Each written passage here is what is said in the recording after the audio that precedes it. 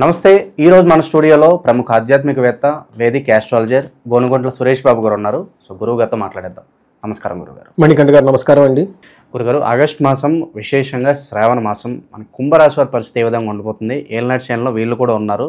మరి ఈ మంత్ ఏమన్నా రిలీఫ్ ఉంటుందంటారా? ఓవరాల్గా ఎలాంటి జాగ్రత్తలు, ఎలాంటి పరిహారాలు తీసుకుంటే బాగుంటుందంటారా? సో ఒక ముక్కలో చెప్పాలంటే వీళ్ళకి తటస్థంగా నుంచి బెటర్గా ఉంటుందండి. ఇబ్బంది అయితే లేదు. అది ఏళ్ళనాటి శని ఇబ్బందులు అయితే ఉన్నాయి, కానీ మిగతా గ్రహాలు గురువు కానివ్వండి, తర్వాత మంగళ కానివ్వండి, శుక్రుడు కానివ్వండి, బుధుడు, శుక్రుడు ఇలాంటి గ్రహాలన్నీ వీళ్ళకి చాలా అనుకూలంగా ఉన్నాయి.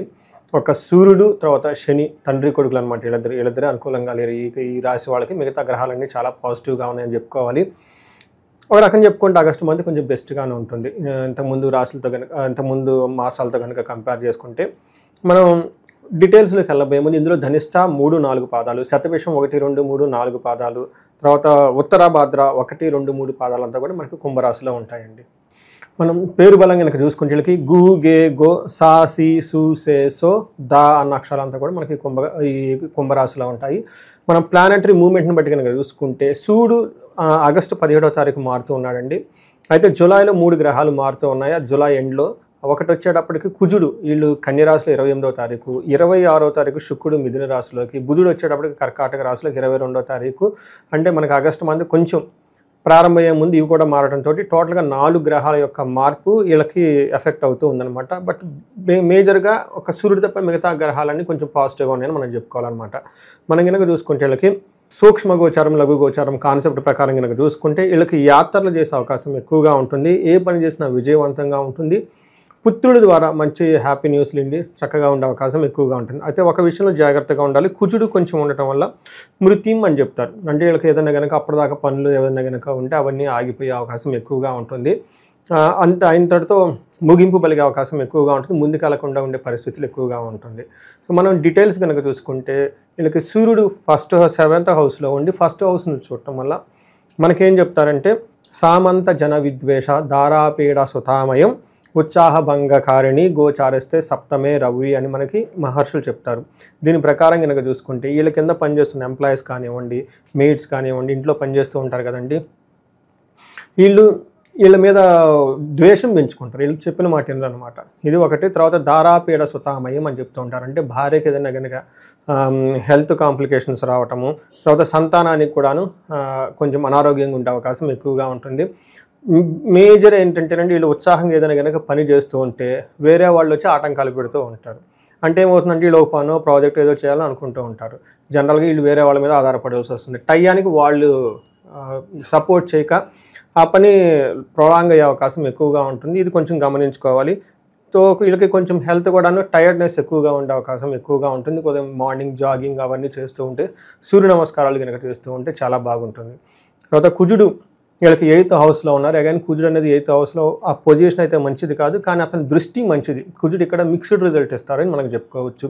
కుజుడు 8వ ఇంట్లో ఉంటే ప్రవాస కార్య సానిహద్ కసారోగ పీడనం స్థాననాశన రుణచ్ఛేద అష్టమస్తే ధారాశుతి అని మనకి మహర్షులు చెప్తూ ఉంటారు. దీని ప్రకారం కనుక చూసుకుంటే దేశాంతరాల్లో ఉండటము, పనులు జరగకపోవటము, తర్వాత విపరీతంగా దగ్గొచ్చే అవకాశం ఎక్కువగా ఉంటుంది. స్థాననాశనం, వీళ్ళు కనుక ఏదైనా ప్రాజెక్ట్ కానీ ఏదైనా కనుక తలపెడితే అందులో సరైన రిజల్ట్ రాక ఆగిపోయే అవకాశం ఎక్కువగా ఉంటుంది. అంతేకాకుండా రుణచ్ఛేద, తర్వాత అప్పులు వాళ్ళ బాధలు ఎక్కువయ్యే అవకాశం ఎక్కువగా ఉంటుంది. ఇది కుజుడు మనకి నెగిటివ్ సైడ్లో రిజల్ట్ ఇస్తూ ఉంటారు అనమాట. మనం పాజిటివ్ సైడ్లో కనుక తీసుకుంటే వీళ్ళకి మనీ ప్రకారంగా చాలా బాగుంటుంది. ధనంతో పాటు విజయం కూడా వచ్చే అవకాశం ఎక్కువగా ఉంటుంది. కుజుడు ఇక్కడ మనకి మిక్స్డ్ రిజల్ట్ ఇస్తున్నారని చెప్పుకోవాలి. శుక్రుడు మనం కనుక చూసుకుంటే వీళ్ళు 5th హౌస్లో ఉండి భాగ్యం, లక్కును తీసుకొని వస్తున్నారు ఈ మాసంలో. వీళ్ళకి మీరు అడిగారు కదండి, వీళ్ళకి ఏళ్ళనాటి శని నడుస్తుంది. సో శుక్రుడు వీళ్ళకి 5th హౌస్లో ఉండటంతో అన్ఎక్స్పెక్టెడ్గా ఎవరో వచ్చి వీళ్ళకి పరిచయం కావటం, ఏదో ఒక విధంగా ధనం రావటం, వాళ్ళ ఊహించిన విధంగా వచ్చి హెల్ప్ చేసే అవకాశం వీళ్ళకి ఎక్కువగా ఉంటుంది. మనకేం చెప్తారంటే దాసీభృత్య జనలాభ నిత్య సంతోష మృష్టాన్న భోజనం ధనధాన్యాభిష్టార్థ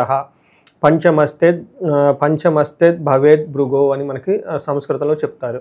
దీని ప్రకారం ఏమంటే దాసీజనులు అంటే మన సూర్యుడు ఏమని చెప్తున్నాం, వాళ్ళకి ఇబ్బంది పెడుతారని చెప్తుంటే శుక్రుడు దీన్ని మనకి సపోర్ట్ ఇస్తూ ఉన్నారనమాట. అంటే ఆల్టర్నేటివ్ ఎవరో ఒకళ్ళు వచ్చి వీళ్ళకి హెల్ప్ చేస్తారని మనం చెప్పుకోవచ్చు. మంచి భోజనం చక్కగా టయానికి తింటూ ఉంటారు. ధనధాన్య అభిష్టార్థ, ధనంతో పాటు ధాన్యంతో పాటు అనుకున్న పనులన్నీ అనుకున్న విధంగా చక్కగా ఇష్టానుసారంగా వాళ్ళకి ఏది తెలిస్తే అది అయ్యే అవకాశం, ఇలాంటి ఏది తెలిస్తే అది ఆ పని టక్కన వాళ్ళకి కార్యరూపం దాల్చేసి మంచి రిజల్ట్ వచ్చే అవకాశం ఎక్కువగా ఉంటుంది. ఓవరాల్గా కనుక చూసుకుంటే వీళ్ళకి జెంట్స్ అయితే లేడీస్ ద్వారా వీళ్ళకి ఒక లాభం ఎక్కువగా కనిపిస్తూ ఉంటుంది. ఇన్ కేస్ లేడీస్ అయితే జెంట్స్ ద్వారా వీళ్ళకి లాభం వచ్చే అవకాశం ఎక్కువగా ఉందని మనం తెలుసుకోవాలి. ఇక విశేషంగా ఈ రాశిలో ఏ నక్షత్రాలు ఉంటాయి, వాళ్ళకి ఎలా ఉండబోతుంది? ఇందులో మనకి ధనిష్ట, శతభిషం, పూర్వభాద నక్షత్రాలు ఉంటాయండి. ఇందులో ధనిష్ట నక్షత్రం కనుక చూసుకుంటే వీళ్ళకి రాజ్య లాభము చూపిస్తుంది. అంటే వీళ్ళకి ఏదైనా ప్రమోషన్ రావడం కానివ్వండి, నెక్స్ట్ స్టెప్ కెరీర్లో ఒక ఇంప్రూవ్మెంట్ రావటం, లేదంటే వీళ్ళు కొంచెం ఏలినాడ్సిన్తో ఉన్నారు కాబట్టి ఏదో ఒక కొత్త అవకాశం వచ్చే అవకాశం వీళ్ళకి ఎక్కువ కనిపిస్తూ ఉంటుంది. లాభప్రదంగా ఉంటారు. అయితే వీళ్ళకి దరిద్రము, అతి భయము, రోగము 3 చూపిస్తున్నాయండి. హెల్త్ కాంప్లికేషన్స్ ఉండటము, లేదంటే ఏదో ఫైనాన్షియల్ క్రైసిస్ రావటం, అతిగా భయపడిపోతూ ఉండే సిచ్యువేషన్స్ ఎక్కువగా ఉంటుంది. రెండోది శతభిష నక్షత్రం వాళ్ళకి వీళ్ళకి ధన ప్రాప్తి, లాభము, రాజ్య లాభము చూపిస్తుందండి. 3 పాజిటివ్గా, ఒకటి ధనం వస్తుంది, కెరియర్లో ఒక ప్రమోషన్ వచ్చేస్తుంది, లాభప్రదంగా కూడా ఉంటుంది. కానీ వీళ్ళకి భయము, రోగము, దరిద్రము 3 చూపిస్తున్నాయి ఈక్వల్గా. కొంచెం బంధించబడినట్లుండే సిచ్యువేషన్స్ వీళ్ళకి ఎక్కువగా ఉంటుంది. శతభిష కనుక చూసుకుంటే కొన్ని పాజిటివ్గా ఉన్నాయి, కొన్ని నెగిటివ్గా ఉన్నాయి, అంటే బ్యాలెన్స్డ్గా ఉందని మనం చెప్పుకోవాలన్నమాట. అయితే పూర్వభాద్ర నక్షత్రం కనుక చూసుకుంటే వీళ్ళకి ధన ప్రాప్తి చక్కగా ఉంది, లాభప్రదంగా ఉంటుంది. భయము, ధనహీనత చూపిస్తుంది. ధనహీనత కొంచెంగా ఉంది. బట్ మేజర్ ప్రాబ్లం ఏంటంటే వీళ్ళకి భయపడే సిచ్యువేషన్స్ ఎక్కువగా ఉంటుంది. అది కూడాను లేడీస్ ద్వారా అని మనం చెప్పుకోవచ్చు. అలానే వీళ్ళకి బంధించబడినట్లుండే సిచ్యువేషన్స్ ఉంటుంది. అంటే వీళ్ళకి సరైన డెసిషన్ తీసుకోలేక ఎలా వెళ్తే బాగుంటుంది ఏంటి అని ఒక ప్రెషర్కి గురయ్యే అవకాశం ఎక్కువగా ఉంటుంది. వీళ్ళు కనుక జ్యోతిష్కుల్ని కలిసినా కానీ, లేదంటే గురువుల్ని కలిసినా వీళ్ళకి సరైన పద్ధతి, వీళ్ళకి దారి వీళ్ళకి చూపిస్తారని చెప్పేసి మనం తెలుసుకోవచ్చండి. ఇక విశేషంగా ఈ మాసం ఎలాంటి పరిహారాలు వీళ్ళకి బాగా ఉపయోగపడతాయి అంటారు గురుగారు? మనం కనుక చూసుకుంటే వీళ్ళకి సూర్యుడు అంత అనుకూలంగా లేరండి. ఒక సూర్యుడు కనుక వీళ్ళకి చక్కగా సహకరిస్తే టోటల్గా చాలా బాగుందని మనం చెప్పుకోవచ్చు. సూర్యుడికి సంబంధించి ఆదిత్య హృదయ స్తోత్రం చదువుకున్న, సూర్య అష్టకం చదువుకున్న, తర్వాత సూర్యుడు వచ్చేటప్పటికి నమస్కార ప్రియుడు అంటారు. మనకి సూర్య నమస్కారాలు చేసినా కానీ చాలా చక్కగా కలిసి వస్తుంది. ఎవరికైనా కనుక అగ్ని కార్యం, లేదంటే అగ్నిహోత్రం ఇలాంటివన్నీ కనుక చేస్తే చాలా చక్కగా కలిసి వస్తుంది.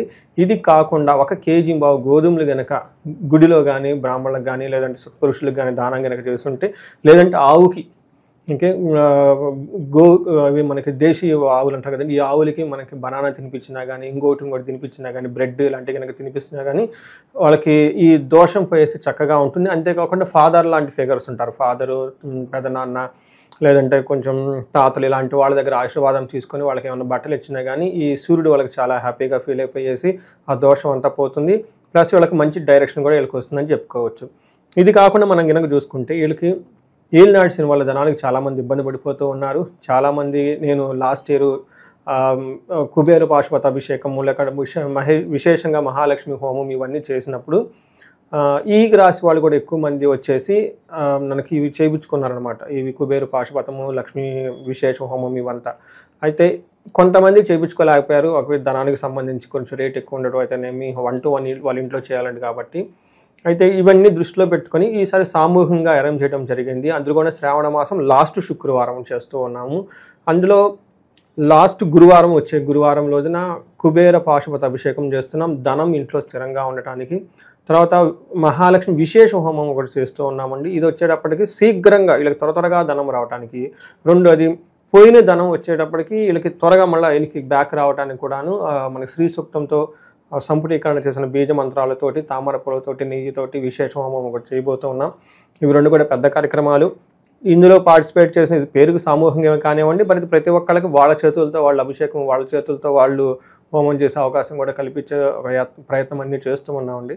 ఇంట్రెస్ట్ కనుక ఎవరికన్నా ఉంటే మనకి కాల్ చేస్తే వాళ్ళకి డీటెయిల్స్ ఇవ్వచ్చు. ఓకే, ఓవరాల్గా కుంభరాశి వాళ్ళకి ఎలాంటి పరిస్థితులు ఎదురవుతాయో మీ మాటలో చాలా చక్కగా వివరించారు. ధన్యవాదాలు. ధన్యవాదాలు.